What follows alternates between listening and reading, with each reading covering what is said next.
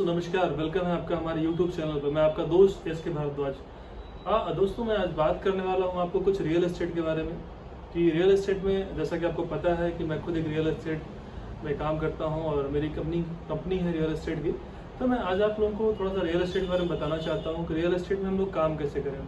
आज बहुत सारे युवा, हमारे देश में सबसे बड़ी जो कमी है वो बेरोजगारी की है।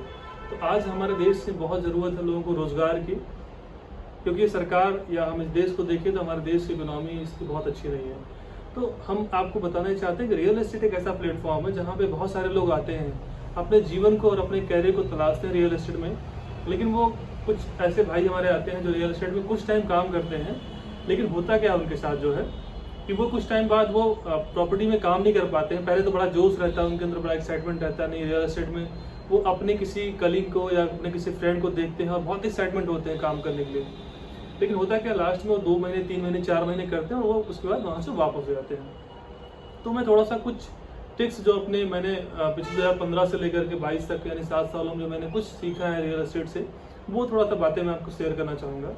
तो दोस्तों जो भी रियल एस्टेट में अपना कैरियर बनाना चाहते हैं वो बिल्कुल उनका स्वागत है, वो रियल एस्टेट में आए और अपने कैरियर को वहाँ पे बनाए, क्योंकि रियल एस्टेट एक बहुत अच्छी अपॉर्चुनिटी है, बहुत अच्छी आपको जॉब दे रहा है। आज अगर हम इकोनॉमी की बात करें तो रियल एस्टेट का एक बहुत बड़ा हिस्सा रियल एस्टेट में इकोनॉमी में हमारे देश का बहुत बड़ा सपोर्ट है रियल एस्टेट का इस देश की इकोनॉमी में।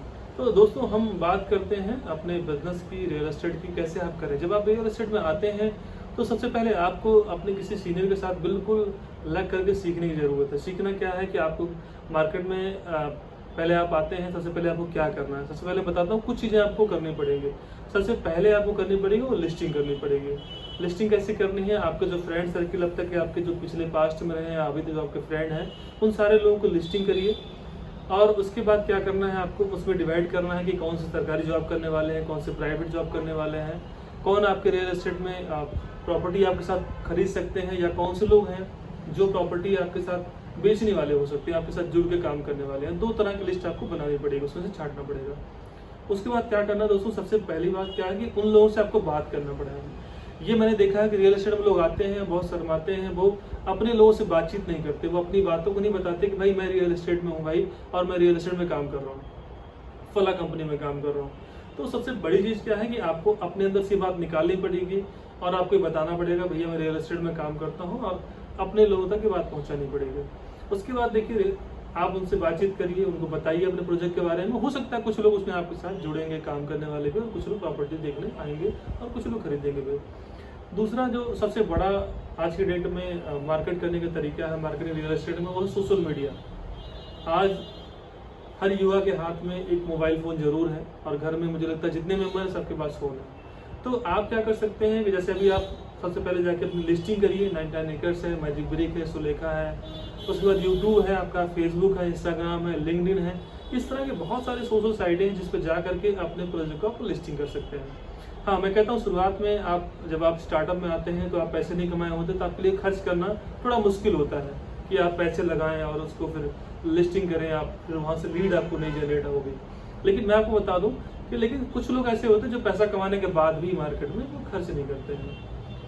वो क्या करते हैं, उस पैसे को सेव करना चाहते हैं या कहीं और इस्तेमाल करते हैं। लेकिन मैं कहूँगा कि जो भी आप पैसा कमाते हैं उसका 30% पैसा अपने आप बिजनेस में जरूर खर्च करें, यानी कि लिस्टिंग करने में, यूट्यूब पे, फेसबुक पे, जो मैंने बताया सारे सोशल मीडिया पे खर्च करिए, ताकि वहाँ से आपके पास कुछ डेटा कलेक्ट हो सके, कुछ इंक्वायरीज आ सके नंबर्स की, जिससे आप लोगों से बातचीत करके अपने प्रोजेक्ट के बारे में, अपनी साइट के बारे में उनको बताएं और अपनी साइट विजिट जरूर कराएं। तो ये बहुत ज़रूरी है, करने की ज़रूरत है। और रियल एस्टेट में क्या है कि तीसरी सबसे बड़ी चीज़ क्या है, आपको धैर्य रखने की बात है।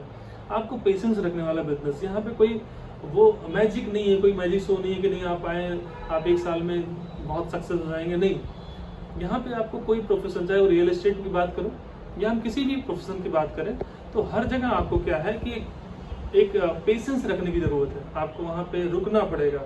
मार्केट में आपको लोग जानेंगे। जैसे अगर हम एग्जाम्पल तौर की बात करें, एक डॉक्टर की बात करें, तो डॉक्टर पहले सबसे पहले 4 साल तो पढ़ाई करता है। पढ़ाई करने के बाद वो क्या करता है, अपने किसी सीनियर डॉक्टर के साथ वो कंसल्ट में रहता है, उनके साथ सीखता है, ऑपरेशन करता है, वो यानी प्रैक्टिकली करता है। फिर उसके बाद कहीं अपना क्लिनिक खोलता है, फिर वहाँ पे भी वो 2 साल 3 साल 4 साल तक वो वेट करता है, कस्टमर्स मतलब अपने क्लाइंट को बनाता है, पेशेंट बनते हैं, लोग जानते हैं अच्छे डॉक्टर से।